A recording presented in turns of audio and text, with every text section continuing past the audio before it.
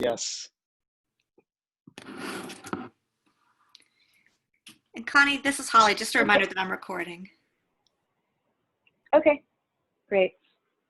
All right, well, why don't we get started? Maybe a couple other people will join, but welcome everyone to the breakout room on business and investing and consulting and investment banking.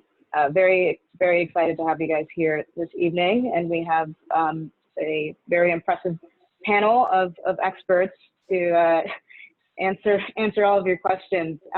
The format of this next hour or so, or almost hour and a half, will be I will ask some questions to the panelists for roughly the first half, and then we'll open up the floor to Q&A.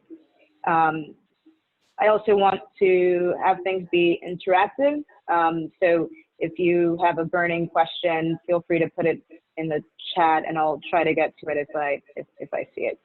And maybe with that, before we jump into the questions, maybe I'll ask each of the panelists to kind of, I know we just did introductions, but maybe tell us a little bit about your journey from, so given the audience includes undergraduate students and postgraduate students, I think it could be quite valuable to hear about each of your journeys from when you were an undergrad and how you decided or stumbled into your career path, and so what your path was, and also maybe if there was a moment that you knew it was for you, or if it was more happenstance, which happens a lot, including with myself.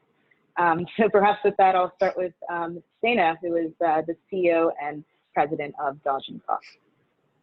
Well, thank you everybody for your interest. I'm really looking forward to this session and really hopefully answering all of your questions. And I hope I can excite you about an amazing opportunity, I think, in asset management. I was fortunate. I joined Dodge & Cox, which was a very small boutique firm based in San Francisco, back in 1983. It was my first job out of college. I went to Stanford University. They happened to have an opening. There were only 35 people in the firm at the time. So it was really good fortune that I found this firm.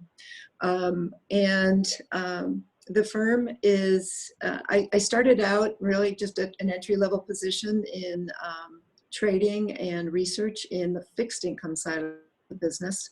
Our firm manages both public equity and public fixed income and a variety of mandates, both domestically and internationally and globally. At the time it was small, and so what I loved about it was I got to wear every single hat because you needed to do everything from researching, trading, to kind of dealing with some of the operational issues, client-related issues, and working on communications to clients. So it was kind of I would call it a classic entrepreneurship.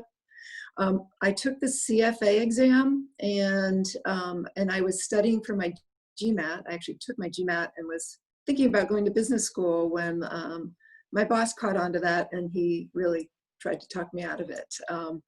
And what was exciting about staying was that we were just taking off. The business was just taking off, so I was able to be a big part of helping the department become more successful and be a more important part of our firm.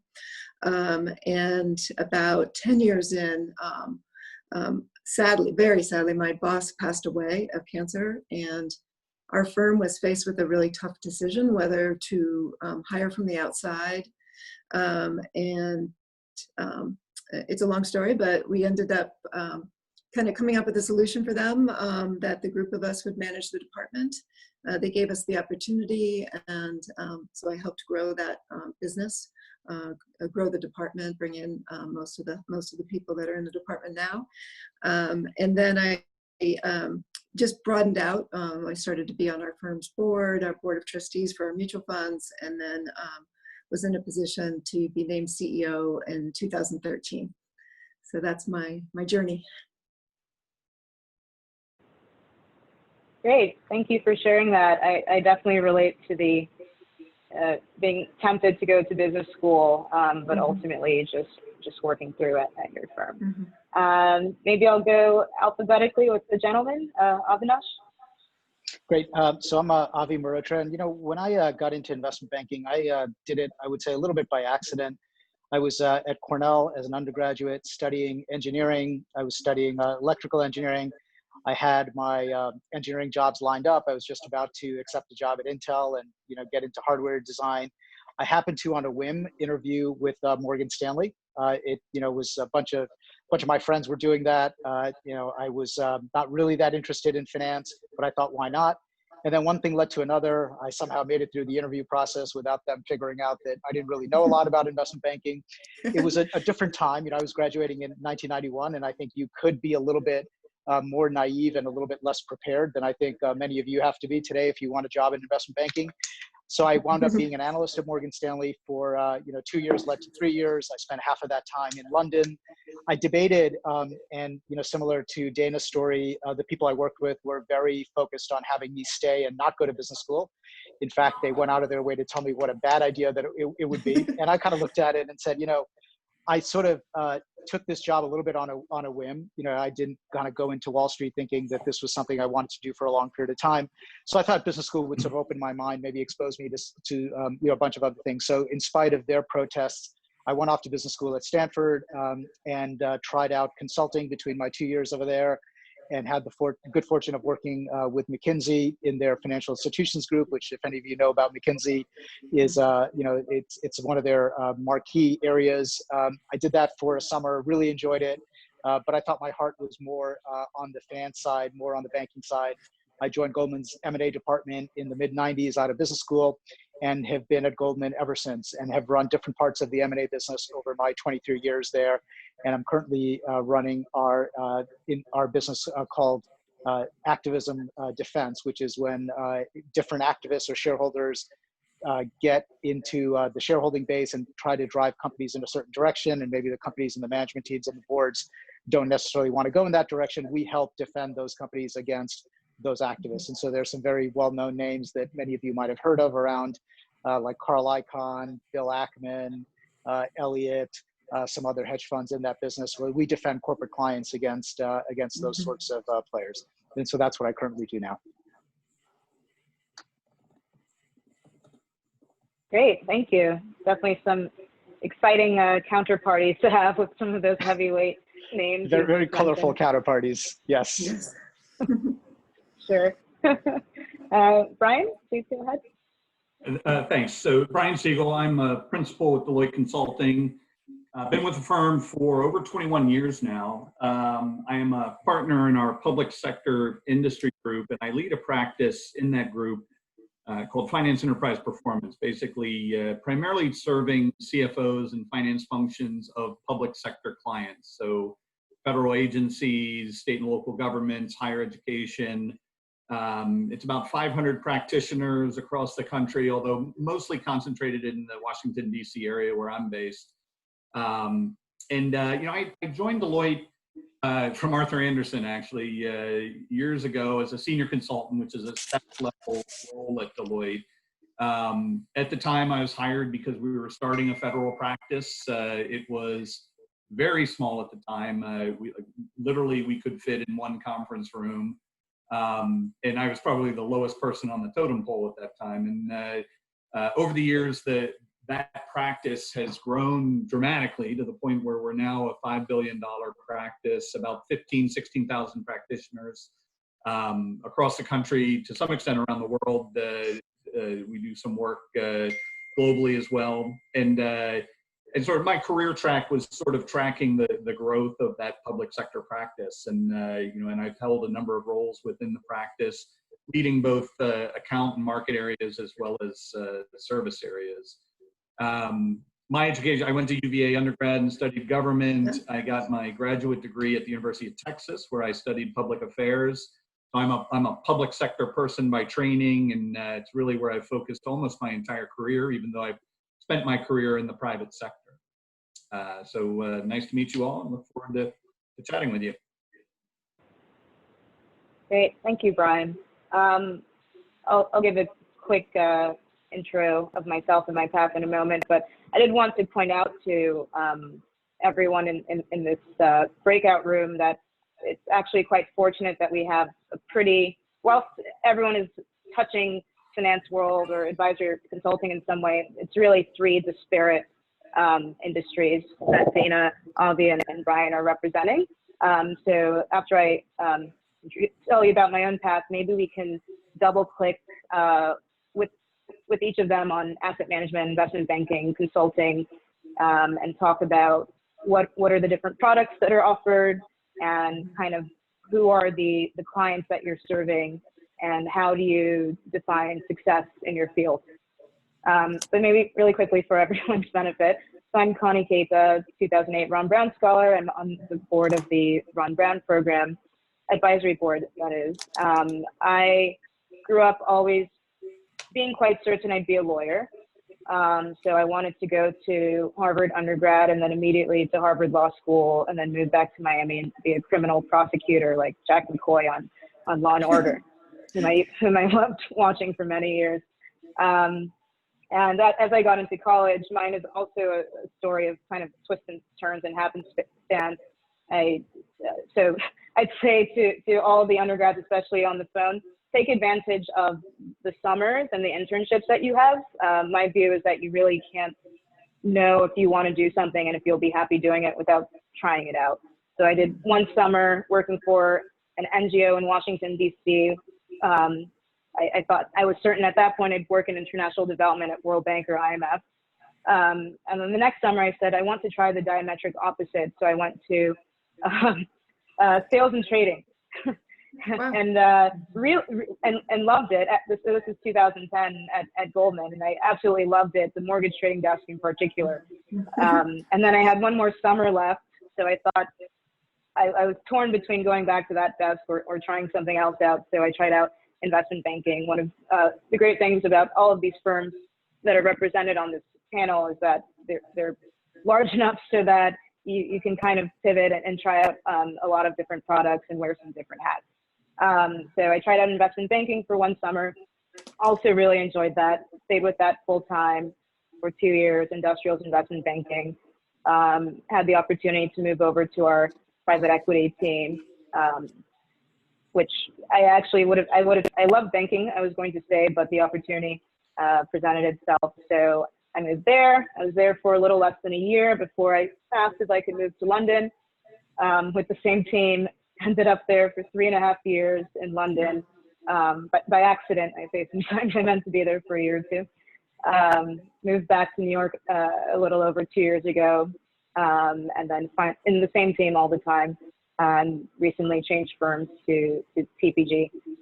So to the extent that anyone on this call has any follow-up questions as well about banking versus trading, I don't know as much about, but I can give you the highlights, and especially the investing side and private equity. I'm happy to chat with you about that afterwards. But maybe I'll turn it back to Dana to tell us a little bit more about Dodge and Cox. I think I also have a bit to learn, and I'm very curious to better understand the different products and clients with whom you're working. Yeah, I thought I'd maybe more generally talk about what asset management is relative to investment banking. Perfect. Yep.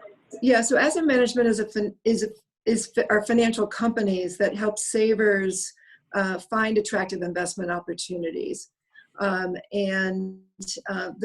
savers are typically big institutions such as pension funds. It might be an endowment, a hospital operating fund, for example. And we work with them to set and understand their financial goals and put together portfolios that help them meet their financial objectives within their risk tolerance. We also work for individuals, either directly or through what's called an intermediary, like a wealth manager. They may use our vehicles, our funds, as a component of a solution for a client. Asset managers are fiduciaries. That means they have to put client interest before their own. They have to do deep research and make careful investment decisions. It's really important that they understand what the objective of the client is and that they work within their risk tolerance, and that it's a kind of a dynamic process. You're never done. You're building the portfolio and you're it's as if you're rebuying it every day for what's the best portfolio for that client for the next 3 years. The markets change, the valuations change, and we're constantly looking forward, trying to find what can do well over the next 3 to 5 years. Most asset managers specialize in a given area. We happen to be in the public market, so we're in public equity and public fixed income. In the public equity side, we manage money in domestic portfolios, all US companies, international, ex-US, and global, so that's the whole world. We also invest in emerging market, and we do that also on the fixed income side. Most of our fixed income is what's called core, where we're managing investment grade oriented funds, again, for the same types of entities, in treasury bonds, agency bonds, mortgage bonds, and corporate bonds, and public muni bonds. And so that is the main area for like a public manager. But then there's a huge, where you work, for example, is what's called alternatives. And alternative asset managers often focusing on various types of assets, private equity, private debt. They could be maybe a hedge fund. They might focus in on real estate, commodities, infrastructure. I could go on and on. And some firms do it all under one umbrella, you know, or they just have a specialty. Asset managers manage through different types of legal structures. You probably have heard of mutual funds. That's a really convenient way for retail investors and other types of institutions to get access to professional asset management. Larger clients will manage it through like a separately managed account. And there's various types of managers, either what you might call a passive manager, where they're just trying to match a benchmark, and that is a growing part of the asset management industry. You've probably heard of Vanguard, BlackRock. Those firms have big passive vehicles that they manage. And we're in the active side, although active is trying to beat a benchmark. But just to say that, that's like painting with one paintbrush. There's a whole wide variety of active managers with different investment philosophies, different approaches. So I think I'll just leave it at that. Dodge & Cox is an active manager, public equities, public fixed income, working for major institutions and individuals. Great, thank you, Dana. Avi, can you tell us more, perhaps about investment banking more broadly? You talked about activism as well, and maybe you mentioned you've worn a few hats during your years at Goldman, so it would be great to hear about that a little bit more. Yeah, absolutely. So, you know, I think very simply, when you think about investment banking, there are two very, simple and major business lines within an investment bank. Within an investment bank, one is raising capital, and that capital raising can fall into the bucket of raising equity. That's kind of the IPO business or the follow-on equity business, which many of you have read about or heard about in the news. The other type of capital that we can help clients raise is debt capital, many of the instruments that you heard Dana talk about as well. So that's kind of one aspect of our business, the capital raising aspect. And then the other side of the investment banking business is the advisory side of the business, helping companies buy and sell either other companies or divisions of companies. And that's known as the mergers and acquisitions business. And so for the roughly 23 years that I've been at Goldman Sachs, I've been in that mergers and acquisitions business. We have organized our investment banking business, as most firms have, by different industry groups. And so there are 5 or 6 major industry groups that we've categorized the world into, and they're probably industries that you're familiar with. So as an example, TMT, which stands for Technology, Media, and Telecom, is one of the major industry groups. During my time at Goldman, I co-headed our technology M&A business for a while. That was pretty exciting. Another major industry group for us is the Financial Institutions Group. That group has got a number of different components to it, similar to TMT. It's got the banking side to it. It's got insurance companies in it. It's got fintech companies in it, and it's also got asset managers in it, companies like Dodge & Cox that Dana was talking about. And so I ran the M&A business for our Financial Institutions Group for a number of years. Another major industry group that we have is our real estate, gaming, and lodging group. And so, as the title would suggest, it includes real estate companies, lodging companies, which are hotel companies, gaming companies, which are casino companies, both regional and multinational. And so I headed the M&A business for that group as well. All of our businesses in investment banking are global in nature. I spent a few years in the Middle East running all of our investment banking business across a number of industries. And I did that based in Dubai, which is a fascinating place to go. When I was there, oil was at $100, or thereabouts. It's a very different world when oil's at 100 versus the levels it is right now. Our clients in the Middle East were very large sovereign wealth funds. So these enormous pools of capital, they're measured in hundreds of billions of dollars and in some cases trillions of dollars. They have unbelievable reach, unbelievable need to put capital to work. So that was absolutely fascinating time. And it also, to be, an American, but living overseas and to sort of see the country and the geopolitics of the world through the lens of a different region was absolutely fascinating. And so we can talk a little bit about that, but I would strongly encourage you, if you get to have the ability to live overseas, whether it's in a place that's more exotic like a Dubai or somewhere in the Far East, or even something like London, which some of us have lived in, I think these are unbelievable experiences. And so when you think about, just back to kind of what investment banking is about, it's these two very basic business lines of capital raising and advising clients. Our clients are almost always corporate entities or government entities or semi-sovereign entities like these sovereign wealth funds.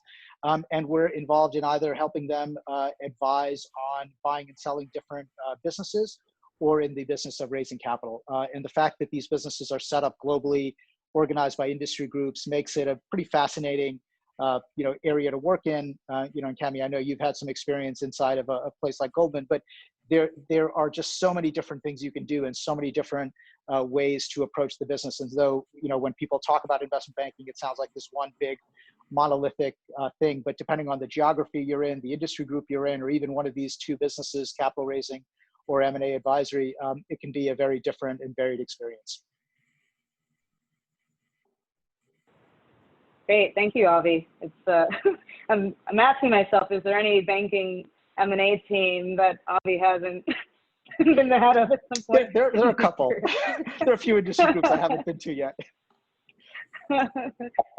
Still plenty of time. Brian, can you tell us a little bit about Deloitte? Sure.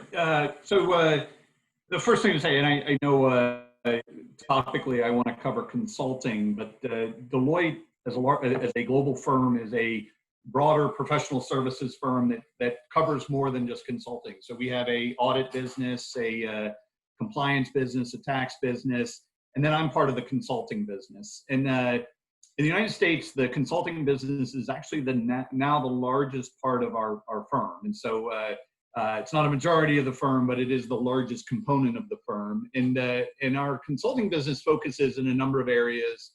And actually, much like Goldman and Dodge, we focus in a number of different industries. So I focus in public sector, but we do technology, media, telecom, life sciences, healthcare, financial services, energy and resources, and consumer business are our major industry verticals. Within those, and we do actually offer a pretty consistent set of services across those different industries. And so if you think of our business as a matrix, we have these verticals that are based on industry. We have these horizontals that are based on services. And the services roughly align around, and actually historically we focused on strategy, operations, technology, and human capital. What we did over the last few years is reorganize, because all of those things have tended to converge in our industry. And so very rarely are you on a project that is strictly a strategy project, or strictly a technology project, or strictly a human capital project.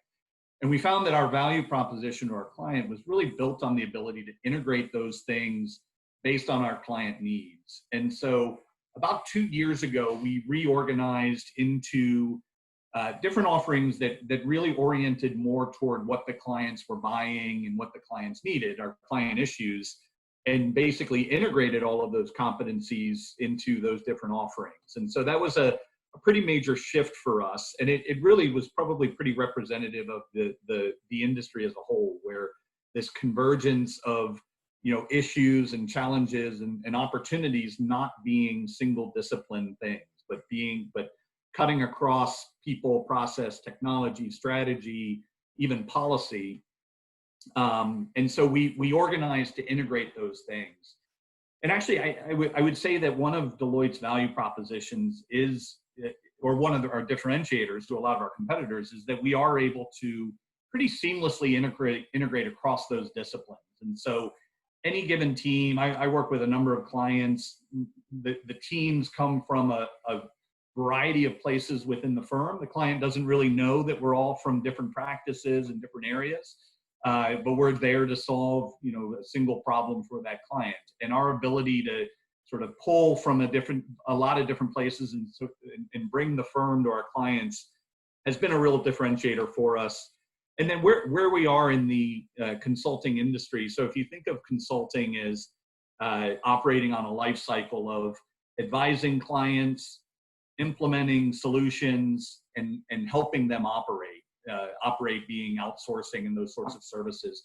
We actually operate all across that life cycle. So we're not just a strategy firm. We're not just a technology implementation firm. We're not just an outsourcing firm. Whereas a lot of firms, there are some firms that cut across that life cycle like we do. Accenture comes to mind. IBM has a lot of those capabilities across that life cycle.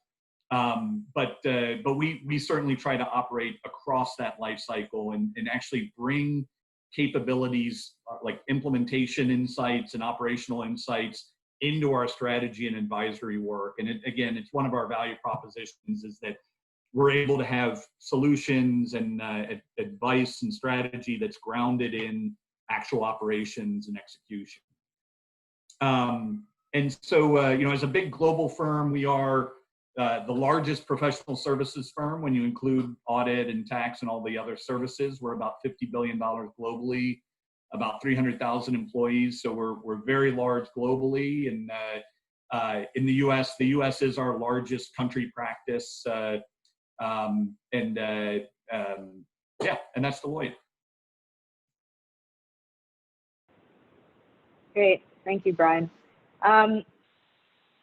You mentioned technology and the convergence of all of these different areas of discipline, which is certainly something I see in my job as well. Maybe starting with you, could each of the panelists talk a little bit about how technology is impacting your industry more broadly? I realize it's a tall order to answer, but maybe if you can think of a few different examples, because the real answer is it's impacting everything. But maybe, yeah. Yeah, you're absolutely right. It really is infused in almost everything we do now, which is very different than 5 years ago. And I would say that's one of the first trends is the velocity of that change is happening way more rapidly than it did. I think of the first 15 years of my career where there were technology changes or sort of evolution with ERP and different software. What's happened in the last 5 years far eclipses everything that happened in the first years of my career. So now, think blockchain, robotics, AI, machine learning. And I think that's probably one of the big characteristics is the speed of that change is only increasing. And for us to stay agile and nimble in that space as a large firm is challenging. And, one of the things that we've done is made a concerted effort to increase technology fluency across the firm. So no longer is there a practitioner who's not a technology practitioner.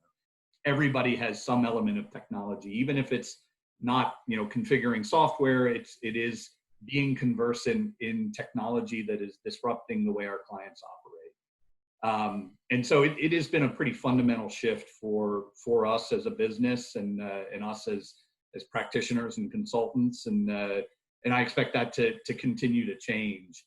And I will say, since I know a lot of you are are studying or in school or recently out of school, one of the takeaways that is that we no longer hire, like when we go to campus, we're not hiring technical skills.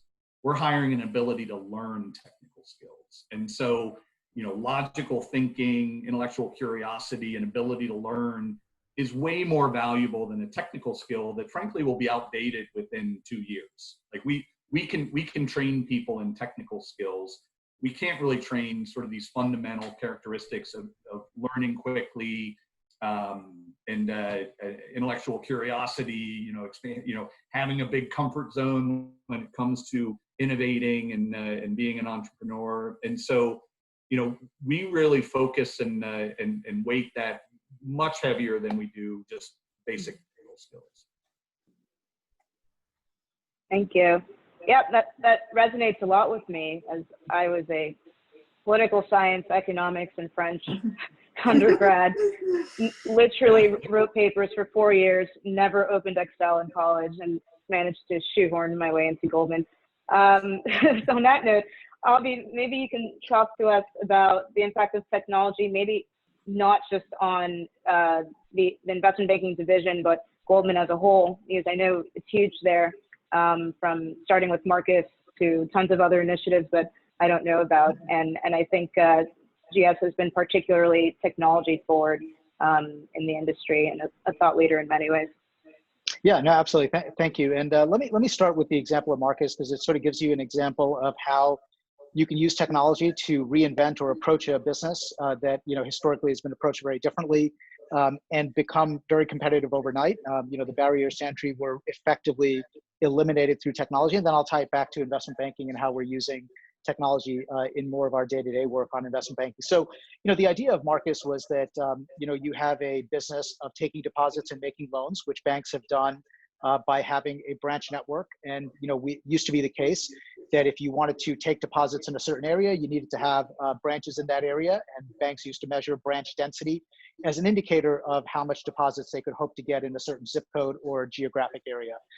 As we built a business to do the same in this post branch network world, we thought that we could maybe approach it and be able to get deposits and make loans without having a branch network. And so we said, if we had a clean sheet of paper today, could we use technology? Could we use an app to reach particularly younger generations, and to do so without having this enormous footprint of branches, which takes many, many decades to build? And so I think technology was there for us to create this type of an app.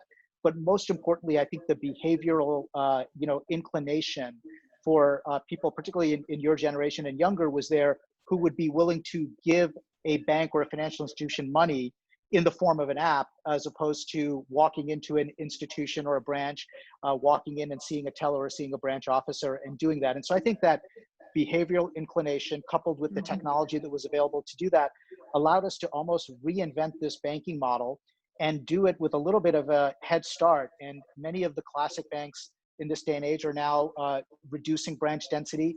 They're reducing their branch footprint because they're realizing as well that they can replace that with technology. So that's a sort of a big picture way in one of our businesses that we weren't even in a handful of years ago, where we were able to enter that business through the use of technology and through the use of this idea that particularly the younger generation was ready to interact with financial institutions in that sort of a way. On the investment banking side, we have for many years done valuation work for our clients. We have different valuation tools that we use to value companies or segments of business. For many of the years that I've been in the business, the investment banks had a little bit of proprietary knowledge and data that allowed them to do those valuation exercises on companies. And many of the clients did not have that kind of data set. And now there's been almost a democratization of this data, because you can sit in a CFO's office of a even medium-sized company, let alone a large company, and you can have access to FactSet, and you can have access to news feeds. You can have access to almost the same information that we do. And some of these data services like Bloomberg and FactSet and others have valuation tools that are ready to go. You can think of them almost as APIs that can run a discounted cash flow for you on a business with very little inputs. And so one of the challenges for us has been, in a world where, let's assume the client can do the valuation 80, 85%, maybe 90% as well as we can. And I'll get back to why there's still a 10 or 15% gap. But how do we differentiate ourselves in a world where that is almost table stakes? That, going in and saying that I can value your company a little bit better or in a little bit more sophisticated way than you can is not the edge anymore. And it hasn't been the edge for really the better part of the last decade. And so how do we think about our business model in a world where our DCF or our valuation models are pretty much as good as the client's valuation models, right? And how do you differentiate yourself and separate judgment from data in a world where if I was advising a client or our team was advising a client saying, well, the last time a $50 billion company bought a $5 billion company with these sorts of characteristics, these are the lessons that we learned from that. Well, what if we live in a world where a client can run a query and say, the last time a $50 billion company bought a $5 billion company in the last 7 years was, these 17 situations, and I've got all of them laid out against a time series graph. And if I click in, I can learn almost as much about what happened on that deal as maybe you can tell me at Goldman Sachs. And so in a world like that, where I think fundamentally information has been democratized, how do you separate judgment, and how do you have folks and clients in particular understand the value of judgment and experience when the data is available to everybody? And so one of the things that we've done in our business is, I think there was a moment some years ago where, we wondered, do we need to have more proprietary ways of doing valuation or things like that? Or should we move forward and say, let's just assume that everybody can do valuation.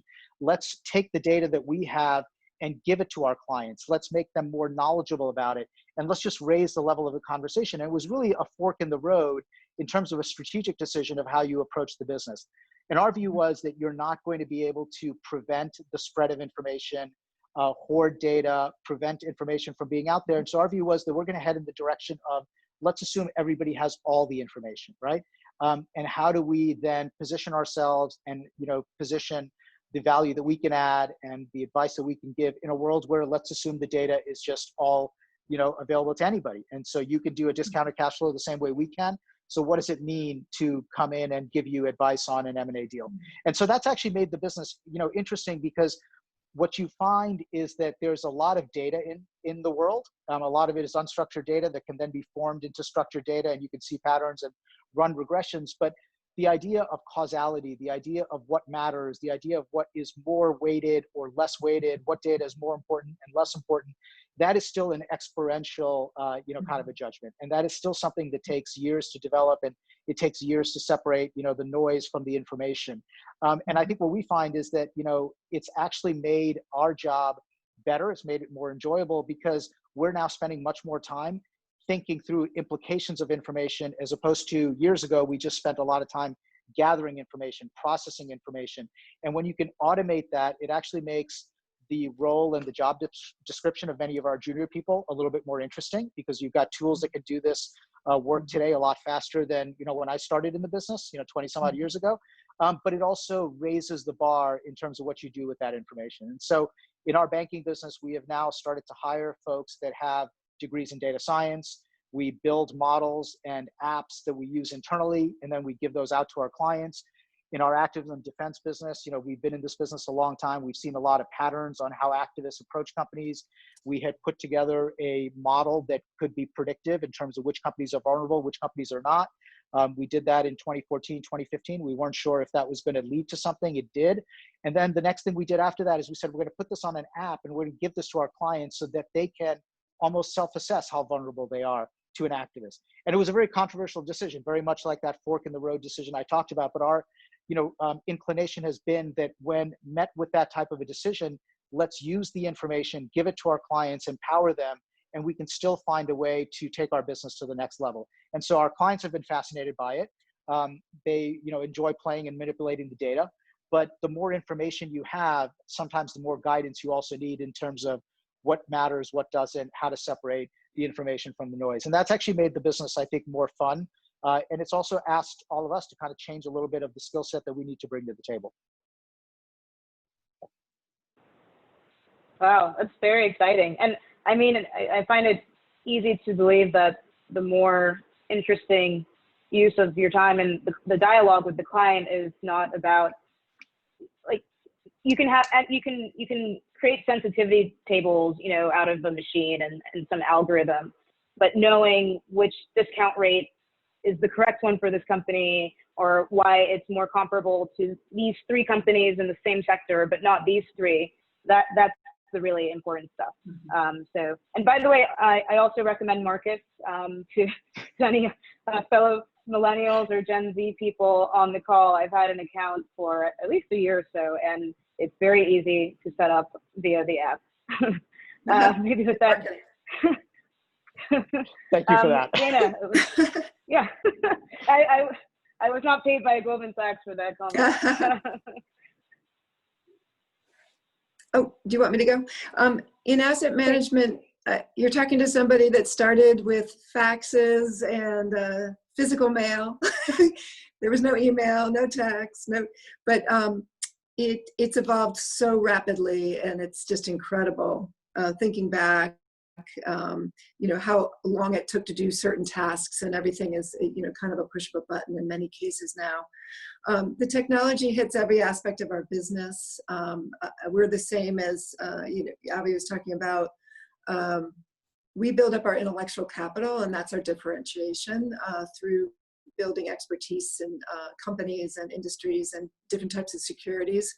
That doesn't go away, but the ability to do that in a more streamlined, efficient way has changed dramatically. And that's where technology and data come in and are just so crucial. It's been amazing to see Bloomberg and FactSet and others that were mentioned, just what you can do on them now. It's just like a touch of the button.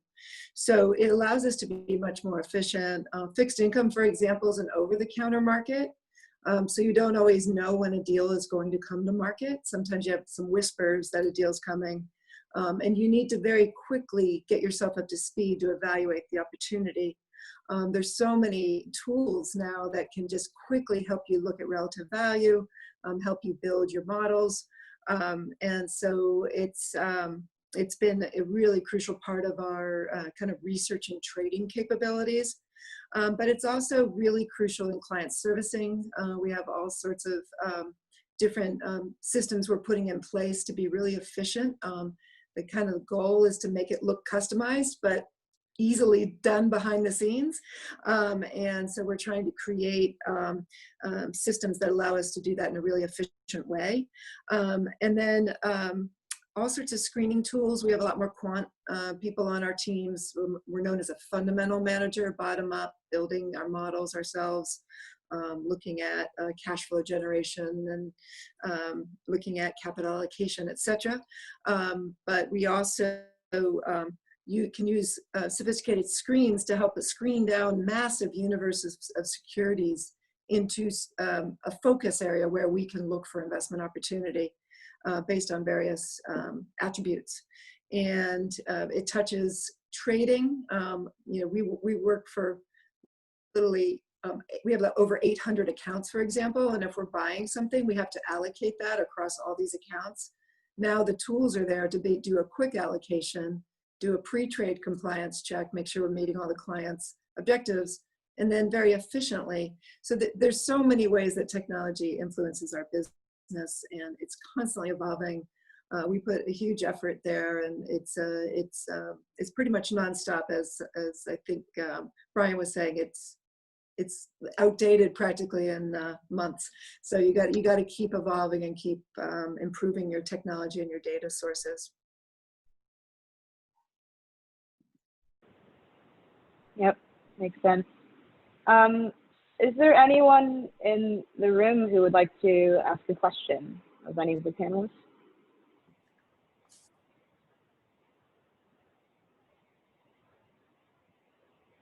Perhaps while we wait for someone to get ready to ask a question, I'll ask each of the panelists. Well, one question for you, Connie, is do they have to unmute, or can they just ask it through chat? Yeah, sure. I mean, I think that's a great point. I don't know if they can unmute. That's all I was asking. I don't know is the answer, but if people are struggling to unmute, feel free to type in a question into the chat, or Holly, if you want to chime in on best practice here. Yeah, it's Holly. More than welcome. So people can unmute. This is what we did last night. If you want to unmute, feel free to, and just speak up with confidence. But if you would introduce yourself and tell us where you go to school or what you're up to now, that would be great. And maybe if you're in a place where you can't unmute, you can type it in the chat, and I'll look for it and give a holler. Great, thank you, Holly. Maybe I'll ask one question in the interim while people. In fact, if you want to ask oh, here we go. Thank you, Amara. So Amara Okoli asks each of the panelists, what opportunities are there for consulting / investing for social good? And maybe I'll answer that first, because at TPG we have something called the Rise Fund. Well, let me take a step back. At my firm, there are a lot of different investing strategies and teams. I happen to work in what we call the capital team. So we have a $14 billion fund out of which we invest to buy companies, manage them through the board, think about strategy for 4 or 5 years, plus or minus, and then try to sell the company to the next owner. We also have something called the Rise Fund, which is a social impact fund. And in fact, we're raising a second one. And I believe TPG was one of the earlier of like the large private equity companies to pioneer a fund that's really focused on social impact investing. So through that fund, we look for, and by the way, I believe these types of social impact investing funds are only becoming more common. So if you have an interest if you're interested in investing or finance, but you also want to see impacts on society, there's actually a lot of different options for you out there. So I would suggest just looking into, well, first of all, TPG and the Rise Fund, but more broadly, feel free to Google kind of social impact investing or social impact fund or just impact investing, and you'll find a lot of interesting opportunities on the investing side.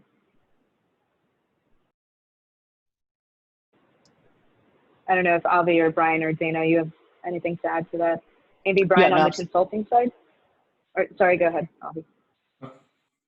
Yeah, Brian, do you want to go first, or did you want to go ahead, Avi? I'll go next. Yeah, so look, very briefly, we've got lots of different pockets of capital at Goldman that we can invest both for our clients as well as on our own. And so if you take the merchant banking side of our business, we've got a group called the Urban Investment Group, whose job it is really to invest in these types of projects that can have a social impact, social good, and that is the core of their mission. It's not something that's sort of tertiary or secondary. It's something that's primary to what they do. We also have businesses within our investment management division, totally outside of investment banking, whose job it is to find projects like this for clients who want to invest in them. As we get more and more into this ESG movement, and as companies are being judged on ESG metrics, they need to reduce their carbon footprint. They need to think about how environmentally and sustainable their business practices are.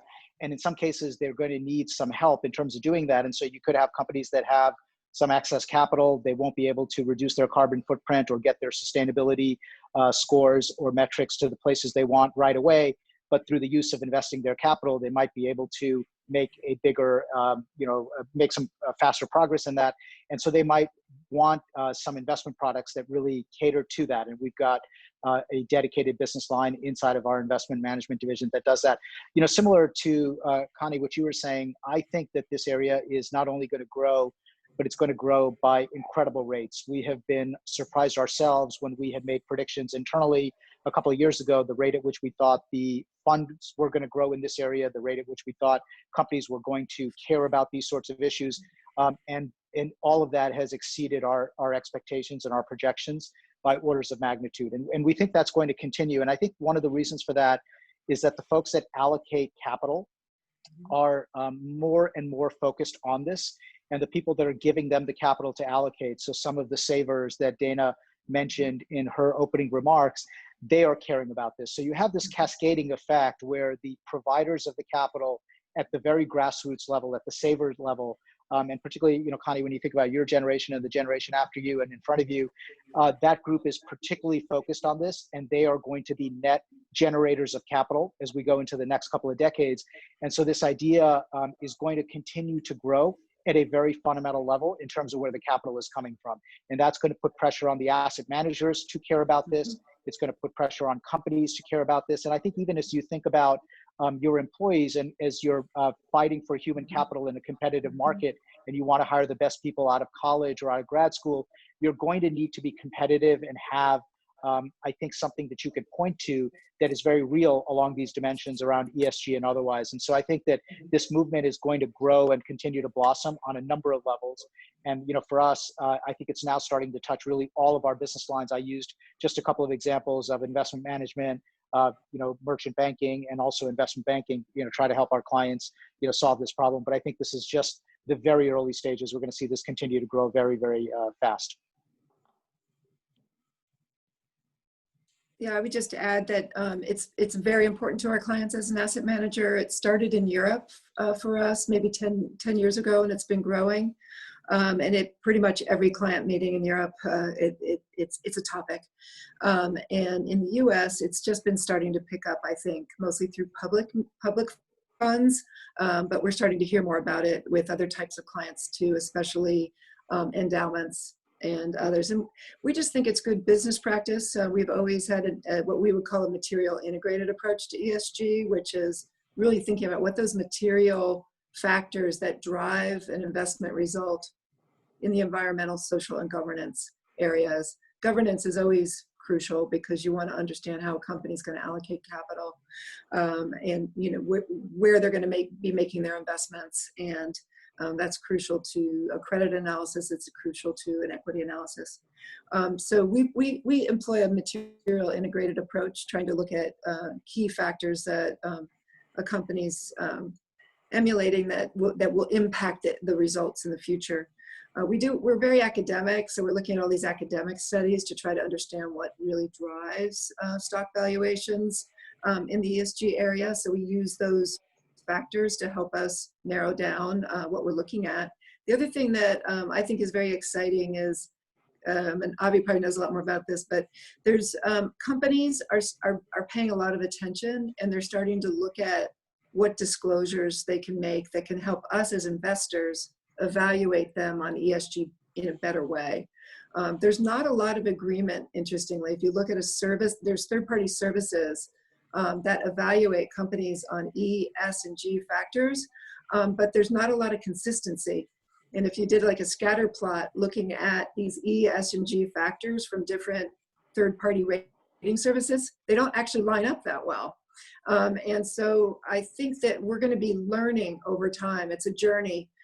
There's going to be more and more data to evaluate that, and we'll understand what E, S, and G factors really drive long-term value in a company.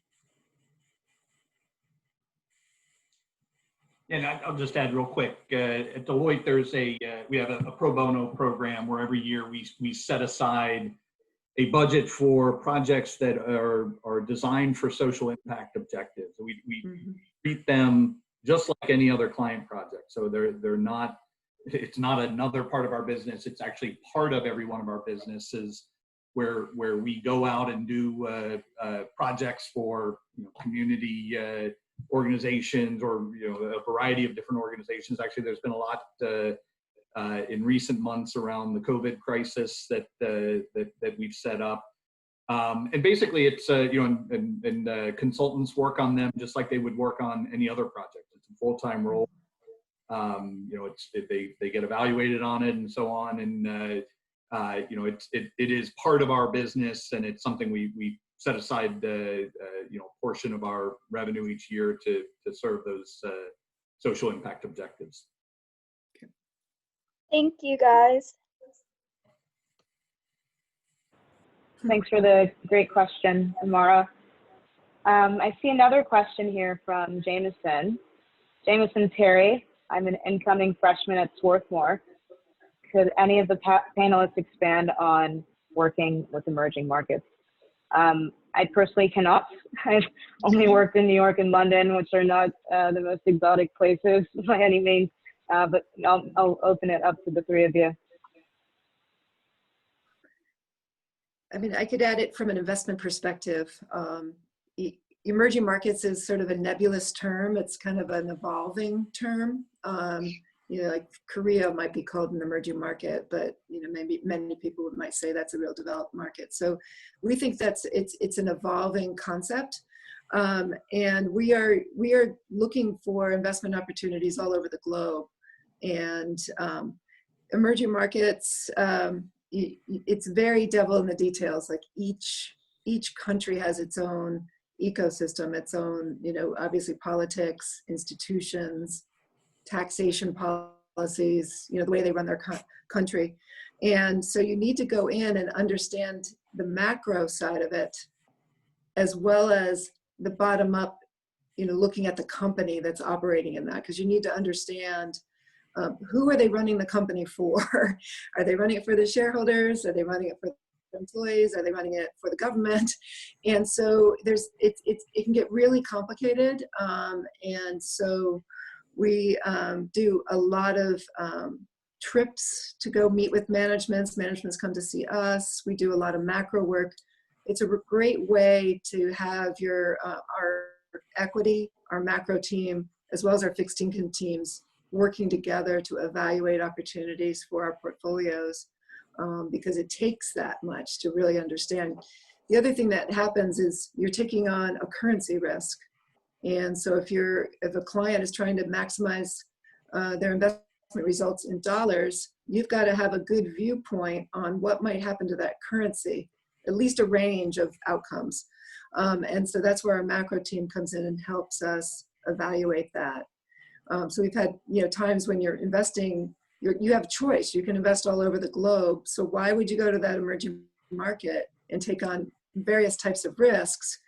You would do it if the valuation is super compelling and you've looked at these ranges of outcomes and feel it even after adjusting for that currency risk or some type of geopolitical risk, for example, you still feel like you're getting compensated enough over the long time horizon. So we operate there in almost most countries and have investments all over the globe. So our analyst teams are really following that very closely.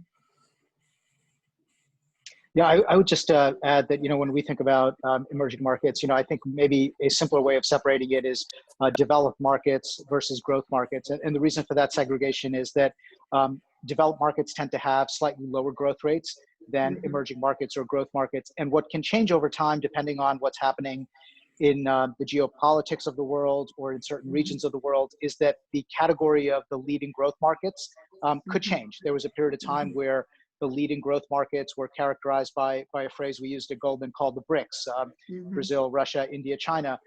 Now some of those countries are less compelling than some others. There's some new countries that have made the list, but categorically, these growth markets are going to have characteristics around growth that are going to be faster and more compelling than the developed markets, but they're going to come with some of the risks that Dana outlined around currency and maybe political risk. And maybe even around legal structure. And so as you evaluate those opportunities, I think it's important to take that into account. As I talked about the investment banking business, just to kind of use one small piece of our business at Goldman, the business is global. We have to operate in these markets because some very important companies are in these markets. When I was in the Middle East, there were times where the Middle East was a growth market. You had some amazing companies down there, like Emirates Airlines, which was one of the leading carriers in a post-COVID world. We'll see how that resets itself. But Emirates Airlines is one of the most important airlines in the world, and it was based in Dubai, and it had created waves in the airline industry. It really caused people to reevaluate how they think about that, and that was a growth market client that was basically making an impact on a global business. And there are lots of examples of that as you go sector by sector, geography by geography. And so for us, for any of our global industry groups, the growth markets have been critical, and I think are going to remain critical because it can be the source of disruption. It can be the source of new upstarts that can challenge the incumbents, and it can be the source of maybe where the leading ideas and technologies are coming from that can reshape industries. I'll give a slightly, our public sector practice version is as you can imagine, a little bit different than the financial services version. But we actually do a lot of work for USAID, the Agency for International Development, the State Department, Millennium Challenge Corporation.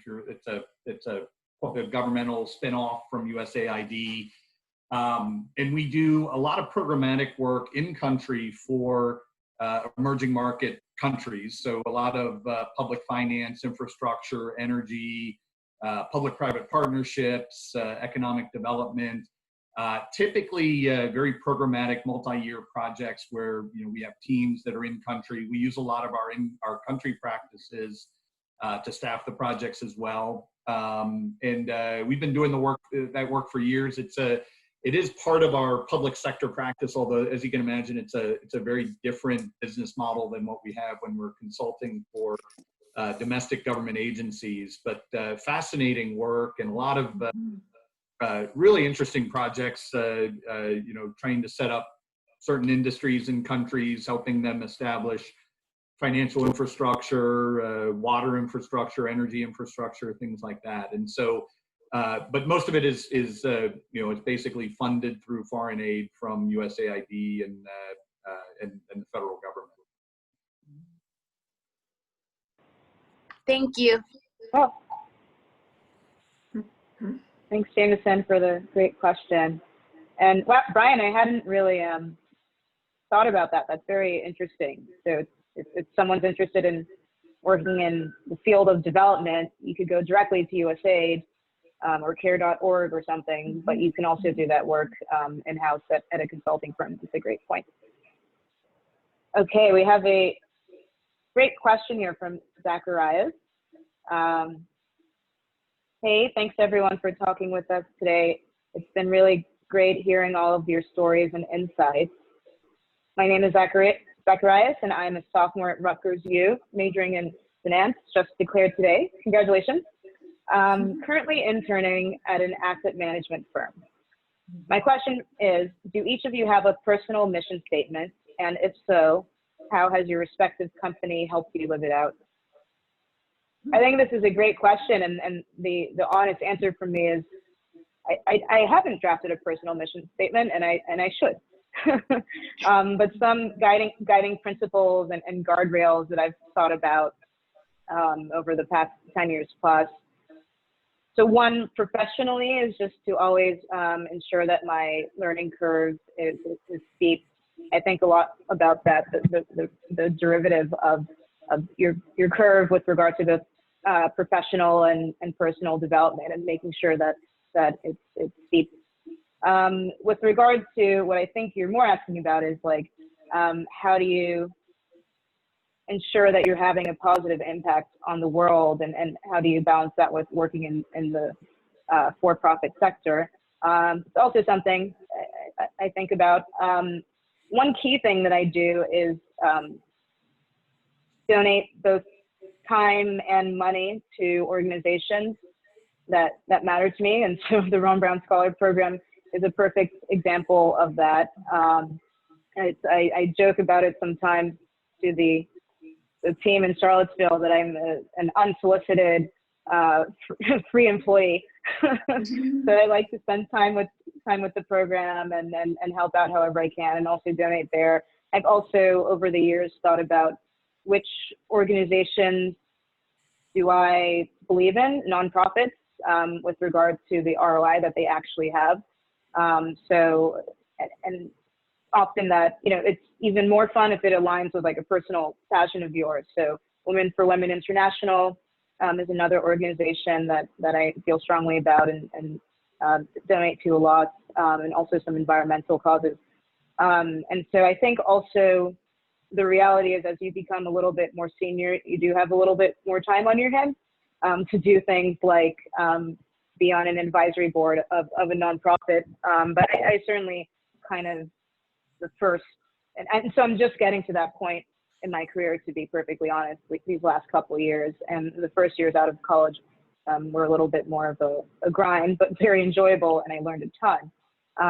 So I think personally, time is our most scarce resource. So identifying like those few places about which you're passionate and where there's real ROI, and the return on investment on your time. And it's not just like doing something to make yourself feel better. Finding that sweet spot, that intersection is kind of important to me and top of mind for me.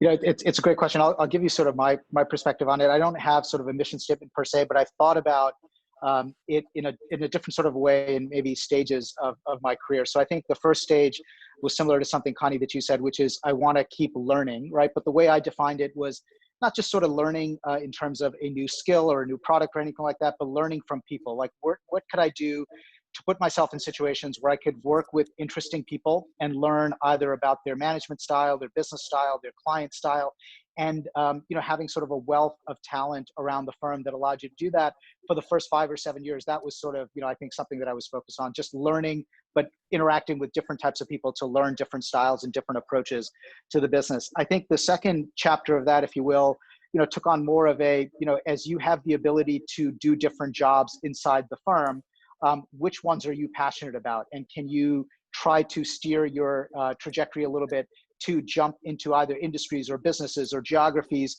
where you have a real passion for something and pursuing something that just might be of interest. And so that, I think, is a sort of second phase of it.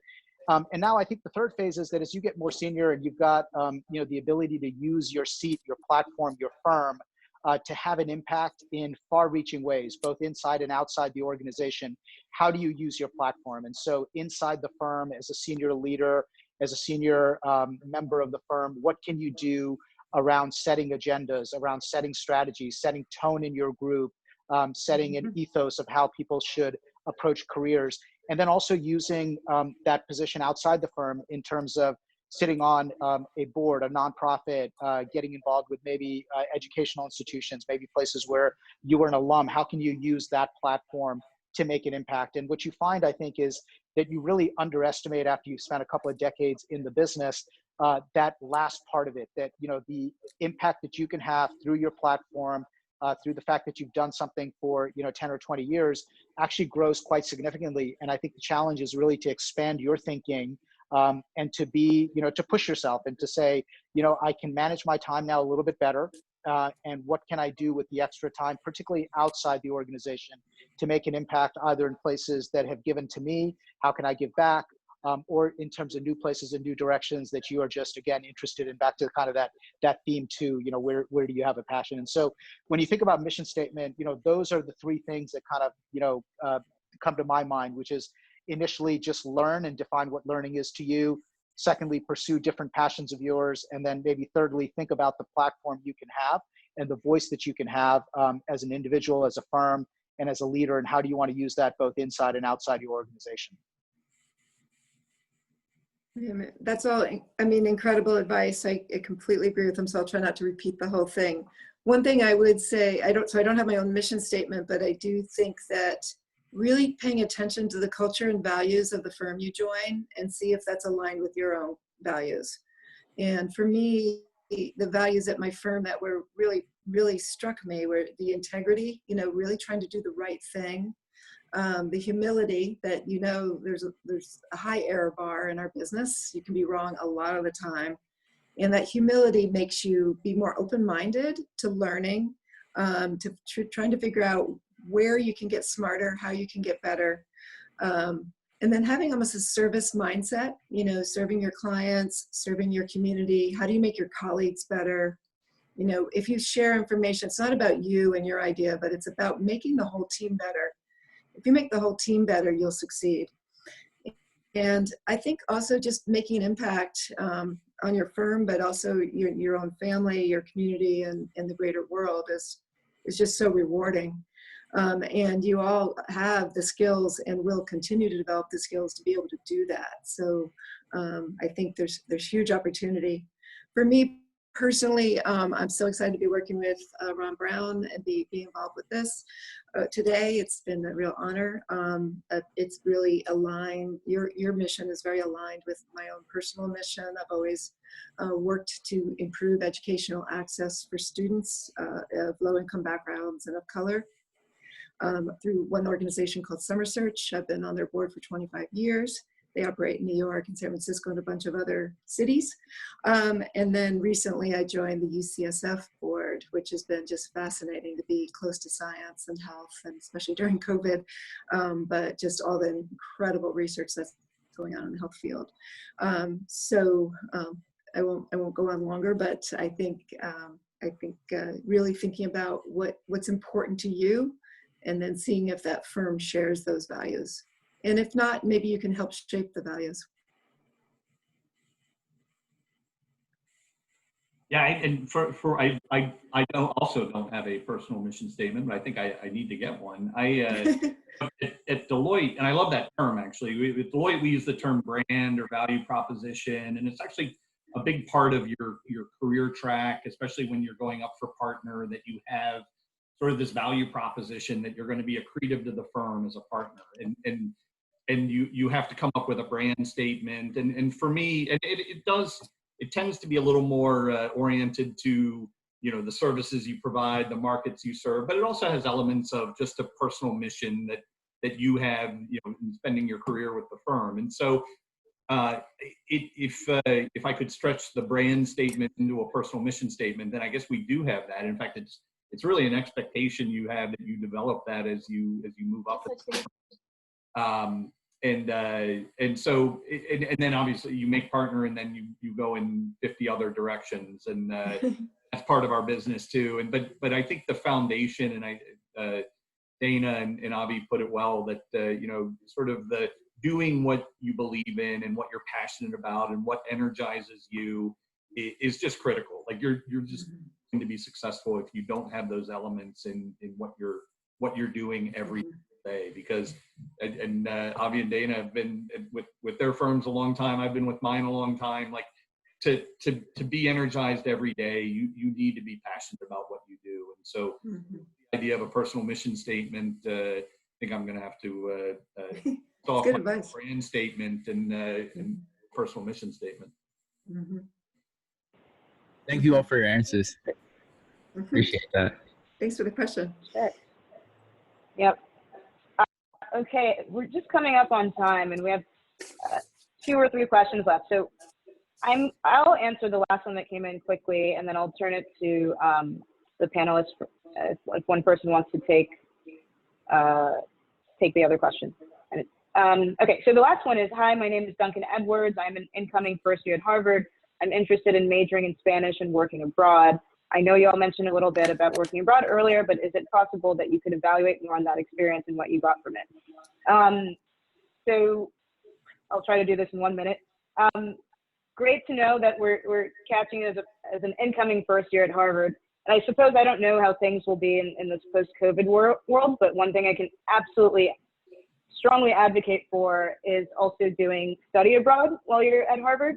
I spent my entire junior year at Harvard in Paris, actually, and it was one of the best years of my life. And at the time, people said, why would you leave Harvard for a year? Like, I don't know, I want to live in Paris. Like, why don't you want to live in Paris also?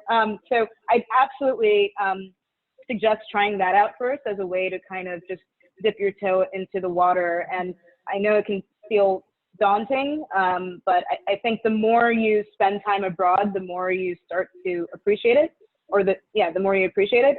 So I'd recommend that. And then with regards to working abroad, I mean, I suppose it depends on the industry that you end up in, of course.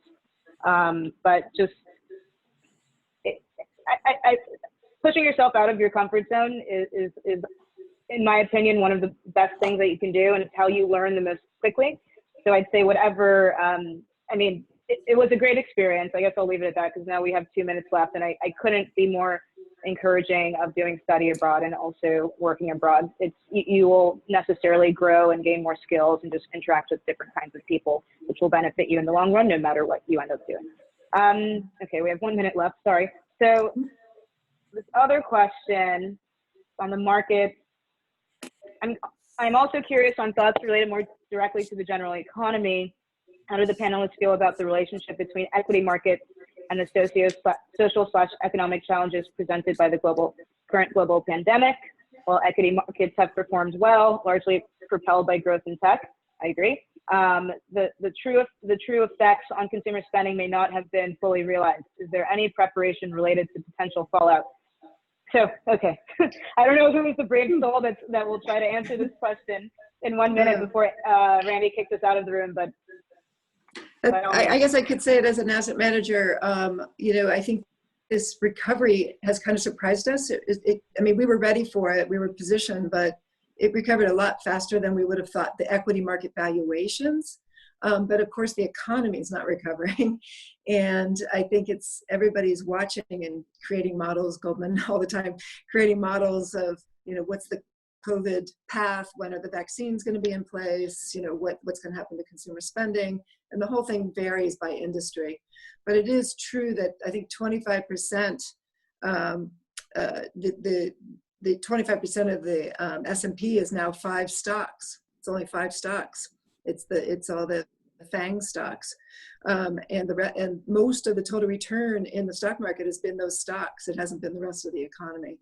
And I think that a lot of those, you know, other companies are very impacted by this economic slowdown that we're experiencing.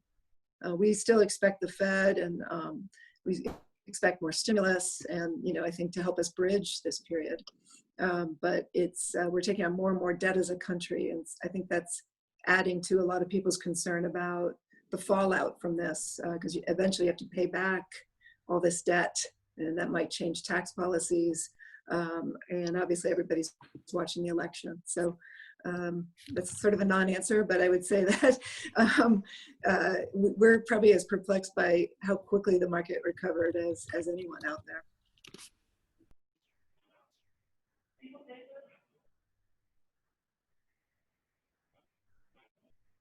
Welcome back, everyone.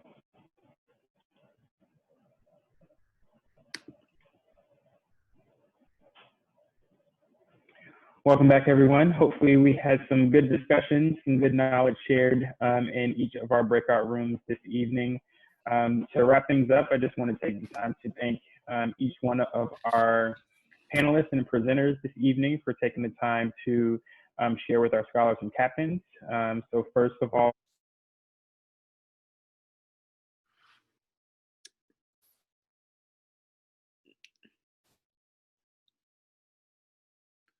Randy, we can't hear you. I can't hear you at least. I can't either. Same.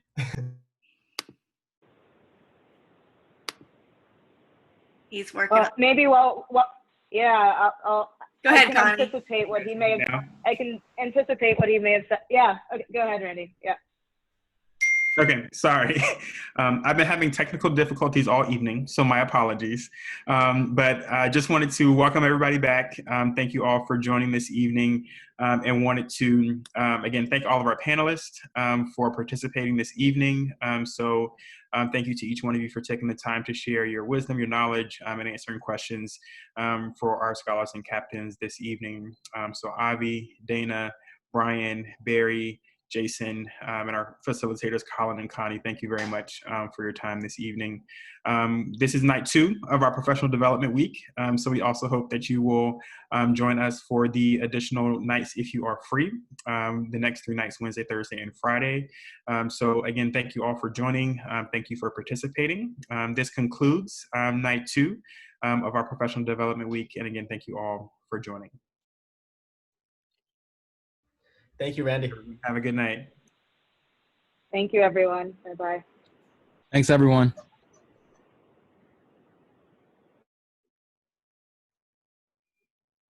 Thank you.